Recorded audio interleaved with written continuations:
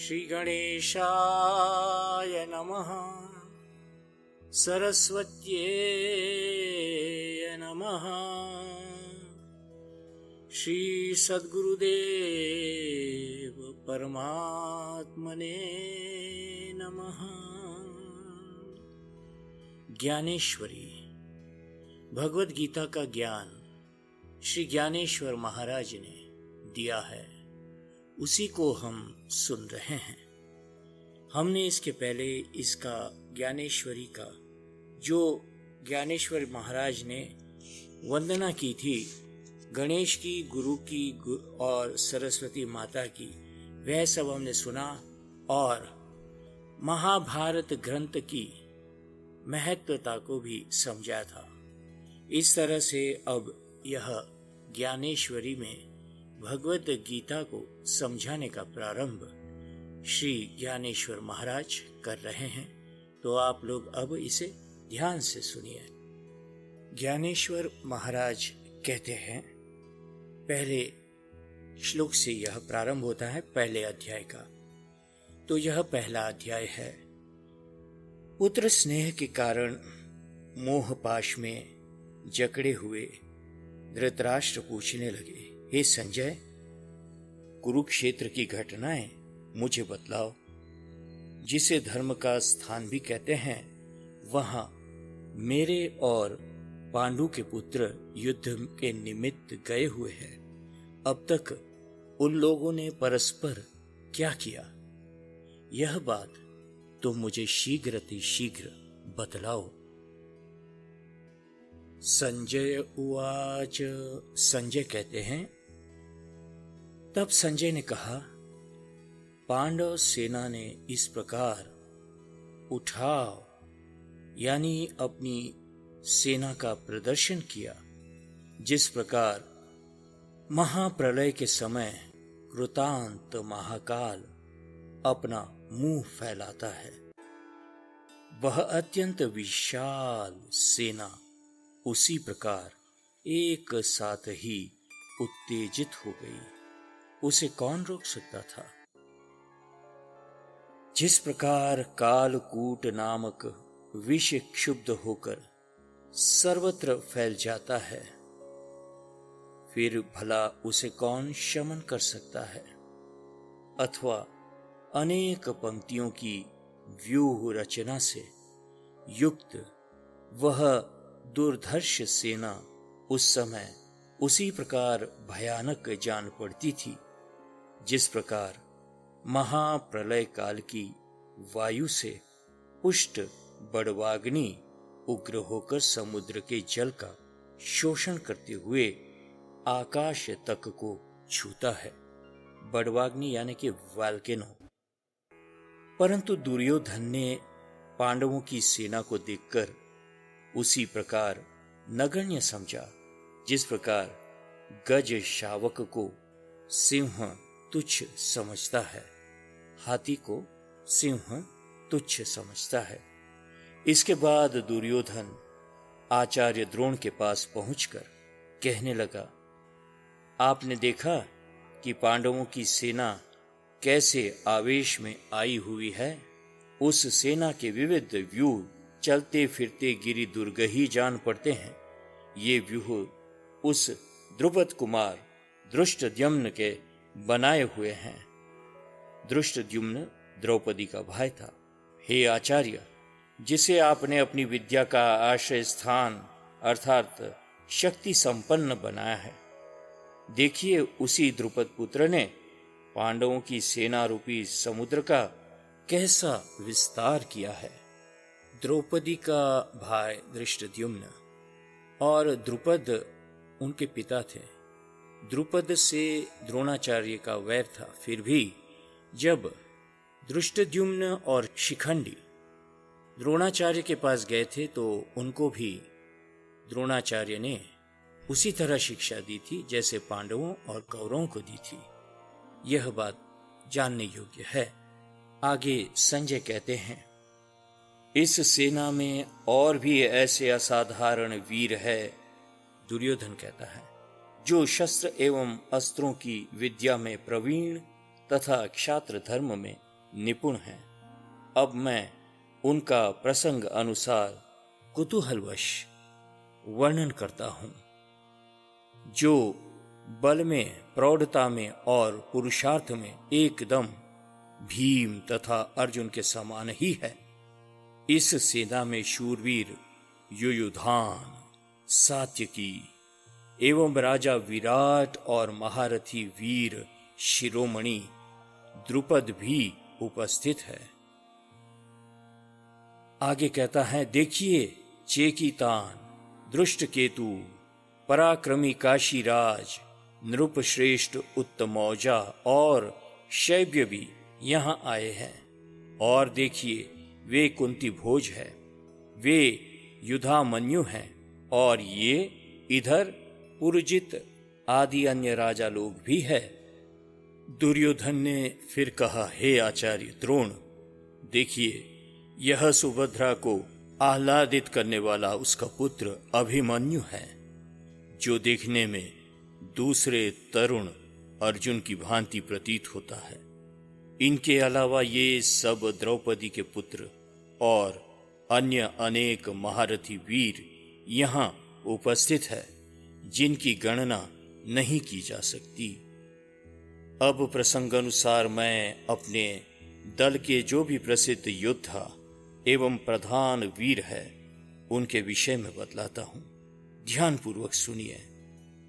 आप जैसे जो प्रमुख वीर है, उनमें ही आपकी जानकारी के लिए एक दो के नाम बतलाता हूं। ये गंगानंदन भीष्म है, जो प्रताप में सूर्य के समान तेजस्वी है। ये वीर वर कर्ण है, जो शत्रु रूपी हाथी का विनाश करने वाले साक्षात सिंह है। इनमें से एक एक के केवल संकल्प मात्र से जगत की उत्पत्ति और संहार हो सकता है। और क्या यह अकेले कृपाचार्य पूरे नहीं है क्या? यहाँ वीर विकर्ण है, और देखिए उधर वे अश्वत्थामा है, जिनसे महाकाल भी डरता है। संग्राम विजयी सोमदत्त पुत्र सौमदत्ती, भूरिश्रवा इत्यादि और भी अनेक ऐसे वीर है, जिनके बल का अनुमान स्वयं विधाता भी नहीं लगा सकते। जो शस्त्र विद्या में पारंगत है, जो अस्त्र के मंत्र विद्या के मूर्तिमान अवतार है, अस्त्र विद्या जिनके कारण जगत में प्रसिद्ध है, ये लोग इस संसार में अद्वितीय है। इनमें अद्भुत शौर्य है। इतना होते हुए भी ये सब वीर जीने की आशा छोड़कर मेरी तरफ आकर मिले हैं। इस प्रकार इन उत्कृष्ट योद्धाओं को मैं ही सर्वस्व हूं, ऐसा लगता है। हमारे कार्यों के सामने इन लोगों को अपना जीवन तुच्छ लगता है। जिस प्रकार पतिव्रता का हृदय अपने पति के सिवा किसी अन्य का स्पर्श नहीं करता, ये लोग युद्ध कला में पारंगत है और युद्ध कौशल से कीर्ति को जीतने वाले हैं। अधिक क्या बताएं, क्षत्रियों के बाने का उद्गम इन्हीं लोगों से हुआ है। ऐसे परम प्रतापी शूरवीर हमारे दल में हैं। भला उनकी गणना कहां तक की जाए? बस इतना ही समझिए कि वे अनगिनत है। क्षत्रियों के शिरोमणि और जगत में जो परम प्रतापी भीष्म है, उन्हें हमारी सेना का सेनापति होने का गौरव प्राप्त है। इन्हीं पितामह भीष्म के बल का आश्रय पाकर यह सेना एक दुर्ग की भांति प्रतीत होती है, तथा इसकी तुलना में यह त्रिलोकी भी अति अल्प जान पड़ता है। एक तो समुद्र वैसे ही अलंघ्य है, फिर जैसे उस बड़वाग्नि का सहयोग प्राप्त हो जाए, अथवा जिस प्रकार प्रलय काल की अग्नि एवं तीव्र वायु का मिलन हो जाए, उसी प्रकार की दशा इन गंगानंदन भीष्म के सेनापति बनने से हो गई है। तो फिर ऐसी सेना का सामना भला कौन कर सकता है? और फिर पांडवों की यह सेना हमारी सेना के सामने तो अति अल्प ही है, पर फिर भी यह मुझे बहुत विशाल जान पड़ती है, और इस सेना का सेनापति भी महाबली भीमसेन है। बस इतना कहकर दुर्योधन चुप हो गया। इसके बाद दुर्योधन ने फिर अपने सब सैनिकों से कहा, अब तुम लोग अपनी अपनी सेना को तैयार रखो। जिनकी जो अक्षौहिणी सेना आई होगी, उन लोगों को वो अक्षौहिणी सेना युद्ध भूमि पर अपने अपने महारथियों की तरफ अलग अलग विभाग करके सौंप देनी चाहिए। उन महारथियों को उस अक्षौहिणी सेना को अपनी आज्ञा में रखना चाहिए और भीष्म की आज्ञा का पालन करना चाहिए। तदंतर दुर्योधन द्रोणाचार्य से बोला, आप सबका संचालन करें, इन अकेले भीष्म पितामह की रक्षा करें। इनको मेरे जैसा मानना चाहिए। इनके कारण ही हम लोगों की सेना सक्षम है। हमारी सेना का सब भार इन पर है। राजा दुर्योधन के ये वचन सुनकर सेनापति पितामह भीष्म को बहुत संतोष हुआ और उन्होंने सिंहनाद किया। वह नाद दोनों सेनाओं में अद्भुत प्रकार से गूंजता रहा। उस नाद की प्रतिध्वनि आकाश में न समाती हुई पुनः पुनः गूंजती रही। वह हमारी सेना के सामने प्रतिध्वनि गूंज रही थी। उसी समय वीर वृत्ति के बल से स्फुरित होकर भीष्म ने अपना दिव्य शंख बजाया। वे दोनों नाद आवाज सम्मिलित हो गए। तब त्रिलोकी के कान बधिर हो गए, बहरे हो गए। उस समय ऐसा प्रतीत होने लगा कि आकाश फटकर नीचे गिरने लगा हो। तत्क्षण आकाश में आवाज होने लगी, सागर क्षुब्ध हुआ और स्थावर जंगम जगत चैतन्यहीन बधिर होकर कांपने लगा। इस महाघोष से गिरी कंदराएं तक गूंजने लगी। सेनाओं में रणभेरी बजने लगी। अनेक प्रकार के रणवाद्य जहां तहां इतने भयंकर और कर्कश बजने लगे कि मैं बोलने वालों को भी वो महाप्रलय लगा। नगारे, डंके, ढोल, शंख, बड़ी झांझ और रणसिंघे और महायोद्धाओं की भयंकर गर्जना, इन सब की एकाएक भीड़ हो गई। अन्य कितने ही योद्धा आवेश में आकर ताल ठोकने लगे। कोई एक दूसरे को युद्ध के लिए ललकारने लगा। उस जगह मदोन्मत्त हाथी कब्जे में नहीं आ रहे थे। ऐसी दशा हो गई। ऐसी स्थिति में कायरों की तो बात ही क्या है, कच्चे दिल के लोग हुंस जैसे उड़ जाए, मानो प्रत्यक्ष यमराज को देख रहे हों। उनके पैर ठिकाने पर नहीं लग रहे थे। उनमें तो कईयों के खड़े खड़े ही प्राण निकल गए।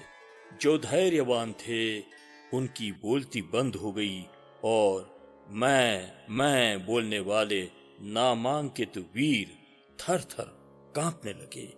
युद्ध के बाजों का भयानक शब्द सुनकर विधाता व्याकुल से भयभीत हो गए और देवगण कहने लगे कि आज शायद प्रलय काल ही आ पहुंचा है। वह भयानक कोलाहल सुनकर जब स्वर्ग में इस प्रकार की चर्चाएं हो रही थी, इतने में ही इधर पांडवों की सेना में क्या हुआ उसका भी हाल सुने। जो रथ विजय श्री का मानो सर्वस्व था, अथवा जो महातेज का भंडार ही था, जिसमें गरुड़ की बराबरी करने वाले वेगवान 4 घोड़े जुते हुए थे और जिसके तेज से सब दिशाएं परिपूर्ण थी। जो दिव्य रथ ऐसा शोभायमान हो रहा था जैसे कि पंख युक्त मेरु पर्वत हो। सोच लो, जिस रथ पर सारथी का काम करने वाले प्रत्यक्ष वैकुंठ के राजा श्री कृष्ण हैं, उस रथ के गुणों का क्या वर्णन करूं। रथ पर लगाए हुए पताके के ऊपर जो वानर मारुति है वो प्रत्यक्ष शंकर है, और शारंगधर श्री कृष्ण अर्जुन के सारथी थे। अब देखिए यह प्रभु की कितनी अद्भुत बात है। उन परमात्मा का अपने भक्तों के प्रति इतना विलक्षण प्रेम है कि उसी प्रेम में आबद्ध होकर वे अपने भक्त अर्जुन के रथ को स्वयं ही हाँक रहे हैं। ऋषिकेश ने अपने भक्त पार्थ को तो अपने पीछे कर लिया और स्वयं उसके आगे होकर लीला से उन श्री कृष्ण ने अपना 5 जन्य नामक शंख बजाया। उसकी वो भयंकर आवाज गंभीर रूप से घूमती रही। जिस तरह उदित हुआ सूर्य नक्षत्रों को ढक लेता है, उसी प्रकार कौरवों की सेना में जहां तहां डुमडुमाने वाली जो वाद्यों की आवाज थी वह कहां नष्ट हो गई उसका कुछ भी पता न लगा। उसी प्रकार बाद में अर्जुन ने अति गंभीर आवाज से देवदत्त नामक अपना शंख बजाया। उस समय दोनों शंखों की ध्वनियां परस्पर मिलते ही ऐसी प्रतीत होने लगी मानो इस ब्रह्मांड के टुकड़े टुकड़े हो जाएंगे, ऐसा लगने लगा।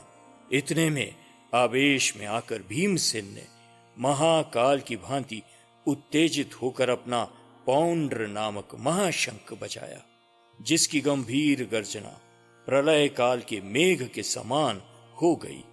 बस तत्क्षण राजा युधिष्ठिर ने, धर्मराज ने अपना अनंत विजय नाम का शंख बजाया। इस प्रकार सुघोष नामक शंख को नकुल ने एवं मणिपुष्पक नामक शंख को सहदेव ने बजाया। इन दोनों की ध्वनि से स्वयं यमराज काल भी घबरा उठे। उस समय युद्ध भूमि में राजा द्रुपद, द्रौपदी के 5 पुत्र, महाबाहु काशीराज, अर्जुन पुत्र अभिमन्यु, अजेय, सात्यकी, दृष्टद्युम्न, शिखंडी और विराट इत्यादि बहुत से राजा उपस्थित थे। उनमें जो प्रधान वीर सेनापति थे, उन सब ने नाना प्रकार से शंख लगातार बजाने की शुरुआत की। उस शंखनाद को सुनकर पृथ्वी को धारण करने वाले शेषनाग एवं महाकूर्म भी इतने व्याकुल हो गए कि वे अपने सर से भूभार फेंकने के लिए तत्पर हो उठे। उस समय त्रिभुवन डामाडोल होने लगे। मेरु तथा मंदर आदि पर्वत आगे पीछे डोलने लगे, और तो और समुद्र की लहरें भी कैलाश की ऊंचाई को छूने लगी। भूतल उलट पलट होगा ऐसा लगने लगा। आकाश को झटके लगने लगे, उसके कारण नक्षत्र नीचे गिर रहे हैं ऐसा लगने लगा। इतना ही नहीं, सत्यलोक में भी शोर मच गया कि अब यह सृष्टि ही समाप्त हो गई और देवताओं का आश्रय जाता रहा। दिन होने के बावजूद ऐसा लगता था कि मानो सूर्य रुक गया। इस प्रकार तीनों लोकों में इतना हाहाकार मच गया कि मानो प्रलय काल ही आधम का हो। उस समय यह देखकर आदि पुरुष को भी यह आशंका सताने लगी कि वास्तव में कहीं इस विश्व का अंत ही न हो जाए। इसलिए आदि नारायण ने उस कोलाहल को शांत किया जिससे यह सृष्टि बच गई। अन्यथा जिस समय कृष्ण आदि अपने शंख बजाए, उस समय प्रलय काल होने की वेला आ गई थी। यद्यपि वह ध्वनि बंद हो गई थी, फिर भी उसकी प्रतिध्वनि अभी तक गूंज ही रही थी और ऐसा प्रतीत हो रहा था मानो उस प्रतिध्वनि ने ही कौरवों की सेना का विध्वंस कर डाला।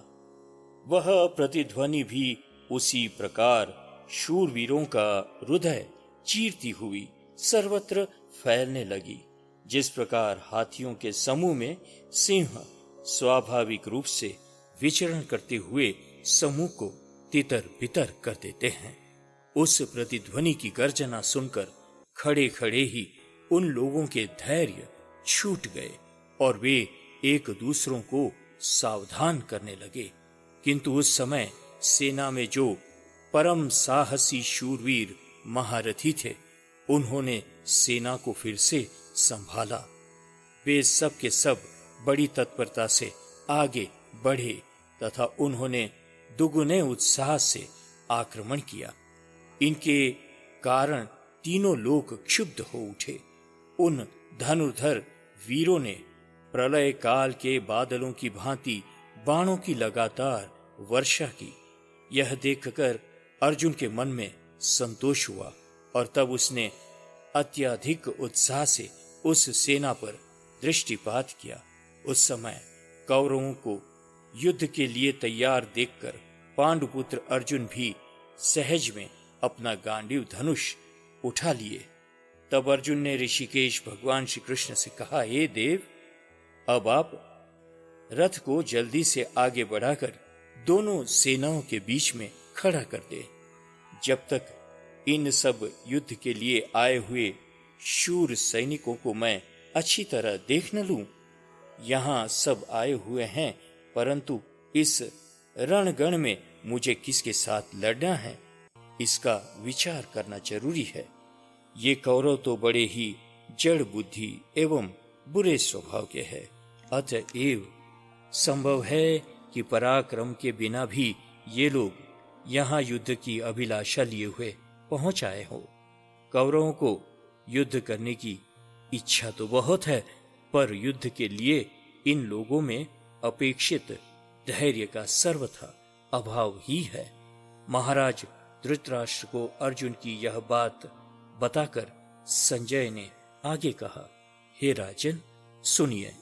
ज्यों ही अर्जुन ने ये बात कही, त्यों ही श्री कृष्ण ने रथ को आगे बढ़ा दिया और ले जाकर दोनों सेनाओं के मध्य में खड़ा कर दिया।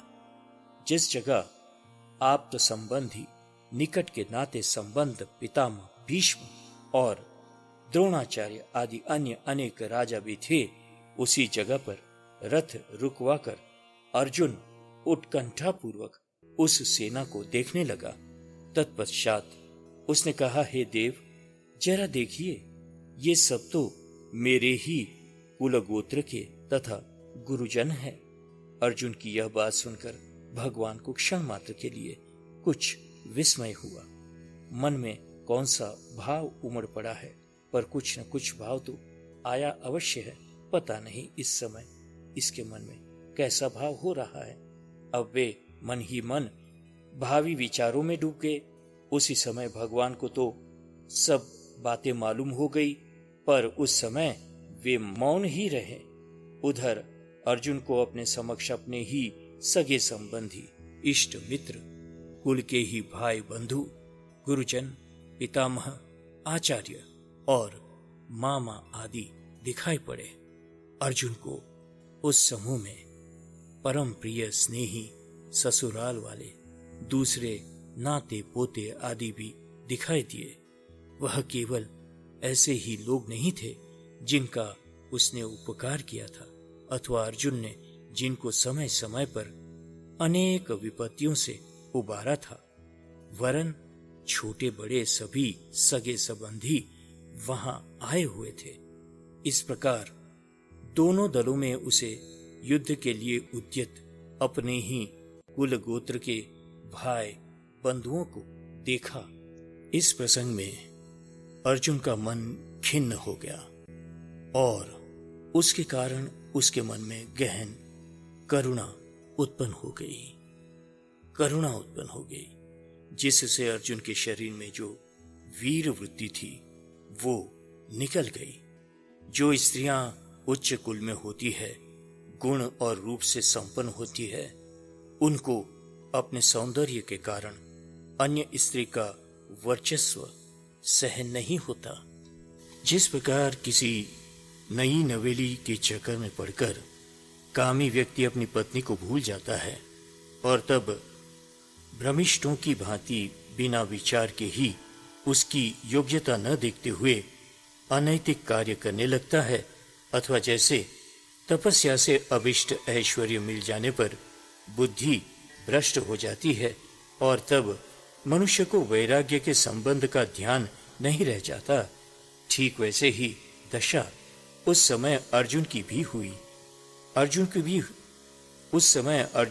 हुई थी, कारण कि उसकी जो वीर वृत्ति थी वो निकल गई थी, क्योंकि उसने अपना अंतकरण करुणा को अर्पित कर दिया था।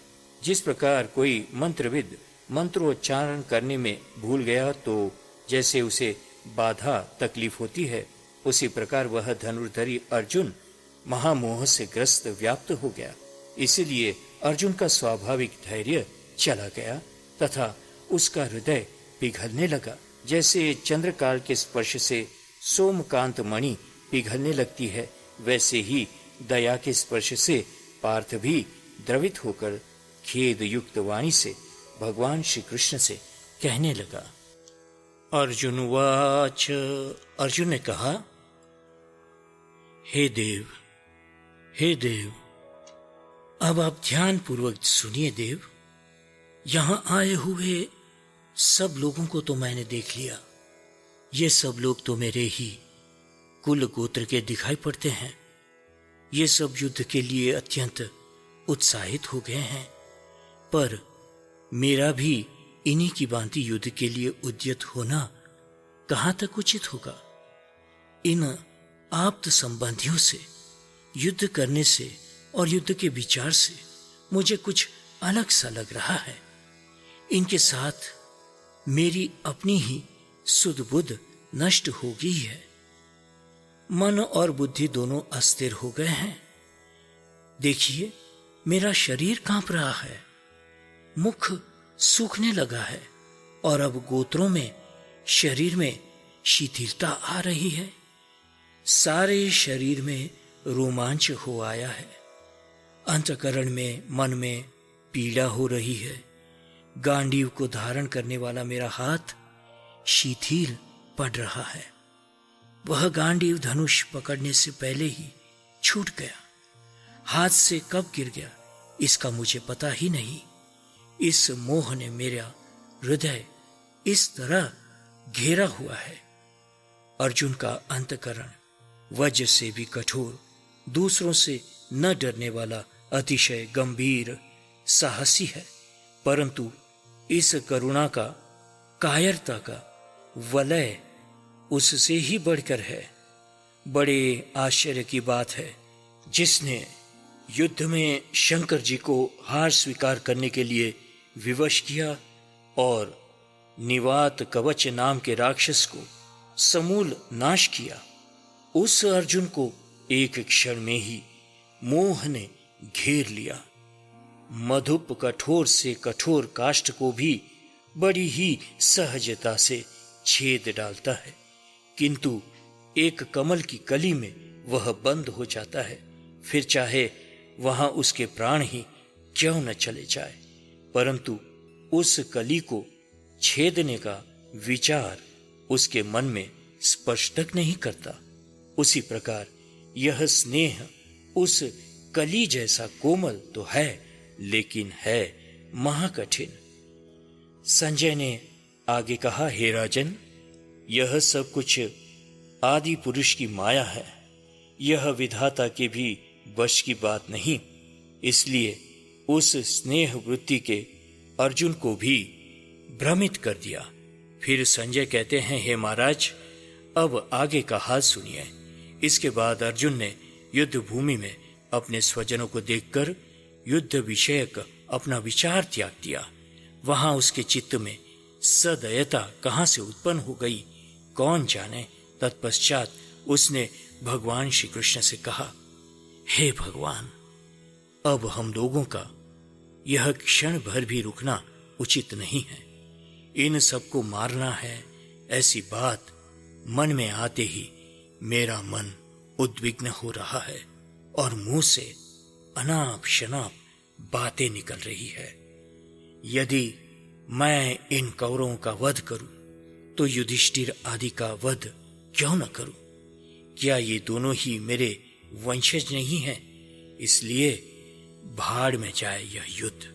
मैं तो सोच ही नहीं पा रहा हूं कि यह महापाप करके मैं कौन सा लक्ष्य सिद्ध कर लूंगा। हे देव, हर तरह से सोच विचार करने पर मुझे तो यही प्रतीत होता है कि स्वजनों से युद्ध करना ही सर्वथा अनुचित होगा, बल्कि यदि यह युद्ध न किया जाए तब भी कुछ लाभ हो तो हो सकता है। इसलिए विजय आदि जो लाभ है उनसे मुझे कुछ भी लेना देना नहीं है। इस तरह का राज्य को लेकर मुझे क्या करना है? इन सब लोगों को मार करके जो सुख भोगने को मिले उन सब सुखों में आग लगे। फिर पार्थ ने कहा, यदि वे सुख भोगने को न मिले तो उस दशा में चाहे जो कुछ भी हो वह सब सहन किया जा सकता है, किंतु इसके लिए तो यदि प्राण भी गंवाने पड़े तो वह भी मुझे स्वीकार है। पर यह बात मुझे स्वप्न में भी स्वीकार नहीं है कि पहले तो मैं इन्हें मारूं और फिर स्वयं राज्य सुख भोगूं। यदि मैं इन गुरुजनों का अहित सोचूं तो फिर मेरा जन्म लेना ही व्यर्थ है। उसके बाद भी यदि मेरा जीवन बचा रहे तो फिर किसके लिए? हर एक की इच्छा होती है कि मेरे आगे की पीढ़ी और आगे बढ़े। क्या उसका परिणाम यही है कि हम अपने वंश को समूल नाश कर डालें? अब यह बात भला मन में कैसे आ सकती है कि हम स्वजनों के प्रति वज्र के समान कठोर हो जाएं। हमें तो यथासंभव इन लोगों की भलाई ही करते रहना चाहिए। वैसे तो होना यह चाहिए कि हमारे द्वारा जुटाई गई सुख सामग्री का यही लोग उपभोग करें। इतना ही नहीं, इन लोगों के लिए तो हमें अपने जीवन को भी न्योछावर कर देना चाहिए। सबसे उत्तम बात यह होती कि हम दिग्दिगांत के समस्त भूपालों को जीतकर अपने वंशजों को ही संतुष्ट करें।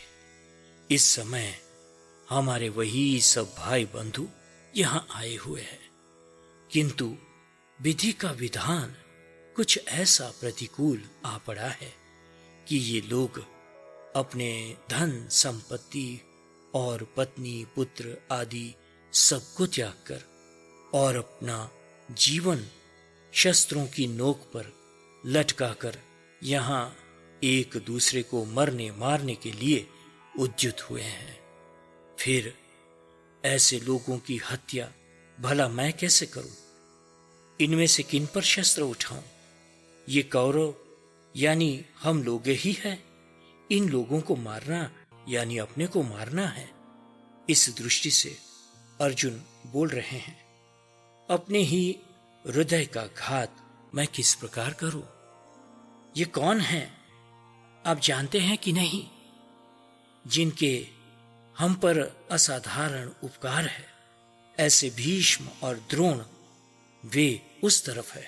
देखो, सभी सगे संबंधी, साले, ससुर, मामे, भाई, बंधु तथा नाती पोते आदि हमारे अपने ही यहां उपस्थित है। हे देव, आप जरा ध्यान से देखें कि यहां सब लोग अत्यंत निकट के सगे संबंधी ही है। ये एकत्रित हुए हैं, इसलिए इन सब बंधु बांधव के विषय में कोई भी अहितकर वचन बोलना भी मानो अपनी वाणी को दूषित करना है। इससे तो यही श्रेयस्कर है कि ये लोग जो कुछ भी चाहें वही करे, अथवा ये मुझको ही अभी और यहां पर मार डाले। फिर भी मैं इन लोगों को मारने का विचार अपने मन में कभी नहीं लाऊंगा। यदि मुझे तीनों लोक का भी निष्कंटक राज्य मिल जाए तो भी मैं कभी इन लोगों के अनिष्ट की बात नहीं सोच सकता। यदि मैं आज यहां यह जघन्य कृत कर डालूं तो फिर मेरे लिए किसके मन में पूज्य भाव रह जाएगा। हे कृष्ण, फिर आप ही बताइए कि क्या इस कार्य से आपका मुंह हम लोगों को देखने लिए मिलेगा। यदि मैं अपने ही वंशजों का विनाश करूंगा तो मैं महापाप को केंद्र स्थल बना जाऊंगा और फिर आप भी मेरे हाथ से निकल जाएंगे। कुल की हत्या का पाप लग जाने पर फिर भला आपको कौन और कहां देखेंगे। जैसे जंगल में दावाग्नि को देखकर कोकिल वहां पल भर भी नहीं उतरती ठहरती, अथवा पंख युक्त सरोवर देखकर चकोर पक्षी उसका तिरस्कार करके वहां से चल देता है, ठीक वैसे ही हे देव, यदि मेरे में से पुण्य संचय नष्ट हो जाएगा तो आप अपनी माया से मुझे मोह में डालकर मेरे पास आएंगे नहीं। अतएव न तो मैं यह युद्ध करूंगा और न ही शस्त्रों को उठाऊंगा, कारण कि ऐसा करना मुझे हर प्रकार से बुरा ही जान पड़ता है। हे प्रभु, यदि आपसे ही मेरा वियोग हो जाए तो फिर मुझे आप ही बताइए कि मेरे पास रह ही क्या जाएगा।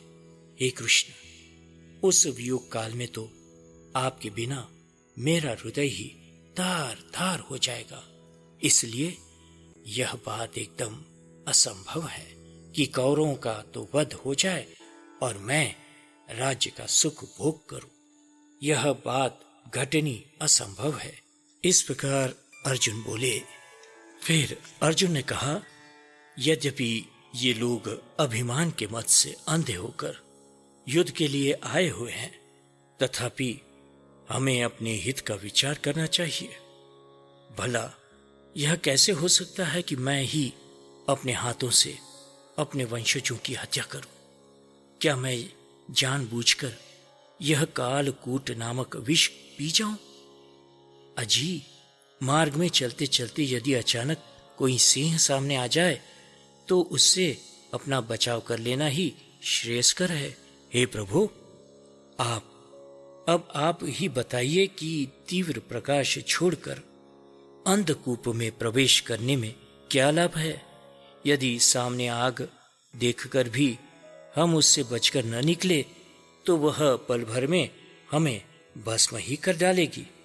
इसी प्रकार यह हत्या रूपी दोष मुझ पर लिपटना चाहता है, तो फिर यह बात जानते हुए भी मैं किस प्रकार इस कार्य में प्रवृत्त हूं। फिर अर्जुन ने यह भी कहा, हे देव, यह पाप कितना भयंकर है, इस बात को मैं विस्तार पूर्वक आपको बतलाना चाहता हूं। अब आप मेरी बात को जरा ध्यान से सुने। जिस प्रकार लकड़ी पर लकड़ी रगड़ने से उससे जो अग्नि निकलती है वह प्रदीप्त होकर सारी की सारी लकड़ियों को भस्म कर डालती है, उसी प्रकार जब एक ही कुल में उत्पन्न लोग मत्सर से परस्पर घात करने के लिए उद्यत होते हैं, करने लगते हैं, तब उस घोर पाप के दोष के कारण सारे वंश का विनाश हो जाता है। इसलिए इस पाप कर्म से वंश परंपरागत कुल के धर्म का नाश हो जाएगा और तब सारे कुल में अधर्म के सिवा कुछ भी नहीं बचेगा, अर्थात कुल में अधर्म फैल जाएगा। जब ऐसी दशा उत्पन्न हो जाती है तब सत और असत का विचार करना असंभव हो जाता है। सबके सब मन माना आचरण करने लगते हैं और तब विधि तथा निषेध नष्ट हो जाते हैं। जैसे हाथ का दीपक खोकर अंधेरे में चलने से समतल भूमि पर भी लड़खड़ाकर गिरना पड़ता है, वैसे ही जब किसी वंश में वंश क्षय होता है तब सनातन धर्म का आचार विचार नष्ट हो जाता है। फिर ऐसी दशा में पाप के सिवाय दूसरी कौन सी चीज बची रह सकती है। जब यम और नियम नष्ट हो जाते हैं तब इंद्रियां स्वच्छंद विचरण करने लगती है, जिससे कुलांगनाएं भी व्यभिचारिणी हो जाती है। उत्कृष्ट प्रकृति के लोग अधमों में जा मिलते हैं और ब्राह्मण एवं शूद्र वर्ण परस्पर मिलकर एक रूप हो जाते हैं, जिससे जाति धर्म का समूल नाश हो जाता है। जिस प्रकार चौराहे पर रखे हुए बलि पर कौओं के समूह चारों ओर से आकर इकट्ठे हो जाते हैं, उसी प्रकार ऐसे कुलों में चारों ओर से महापापों का प्रवेश होने लगता है। इसके बाद उस कुल को भी और कुल घातियों को भी नरक में जाना पड़ता है। और भी देखिए, इस तरह से वंश में बड़ी हुई प्रजा अधोगति को जाती है। तब उस वंश के पितरों को भी स्वर्ग से नीचे गिरना पड़ता है, क्योंकि जहां नित्य तथा नैमित्तिक कृत्यों का क्षय हो जाता है, वहां किसे किसी को तिलांजलि देने की परवाह हो सकती है। फिर ऐसी दशा में पितर लोग क्या करें, स्वर्ग में कैसे ठहरे। इसलिए वे भी असहाय होकर अपने भ्रष्ट कुल वालों के पास नरक में पहुंच जाते हैं। जैसे सांप नखाग्र में काटे तो भी उसका विष चोटी तक फैल जाता है, वैसे ही इस महापाप के दोष से ब्रह्मलोक तक पहुंचे हुए पितरों सहित सारा कुल ही डूब जाता है। हे देव, आप जरा ध्यान पूर्वक सुने। इसमें एक और भी महापातक होता है। वह यह है कि जब एक कुल पथभ्रष्ट हो जाता है, तब उसके संग दोष से दूसरे लोग भी पतित हो जाते हैं। जैसे अपने घर में अकस्मात लगी हुई आग औरों के भी घरों को जलाकर भस्म कर देती है, वैसे ही उस कुल की संगति जिनके साथ होती है, वे सब के सब उस कुल के कारण महापापी दूषित हो जाते हैं।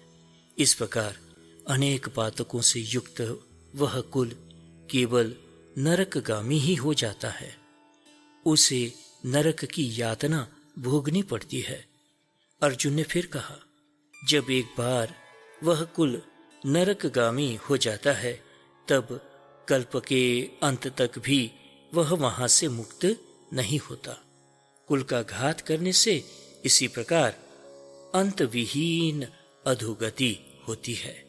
हे देव, आपने मेरी तरह तरह की बातें कान से सुनी, पर मैं देखता हूं कि अभी तक आप पर कुछ भी प्रभाव नहीं पड़ा। क्या आपने अपना हृदय वज्र सा कठोर बना लिया है? आप फिर ध्यान दें, जिस शरीर के लिए सुख संपत्ति की कामना की जाती है, वह सब कुछ क्षणभंगुर है। तो आप ही बताइए कि इस प्रकार होने वाले महापातक का हम त्याग क्यों न करें। ये सब अपने पूर्वज एकत्रित हुए हैं, उनको मार डालो। इस प्रकार की बुद्धि से उनकी तरफ देखा, क्या मुझसे कोई कम गलती हुई है?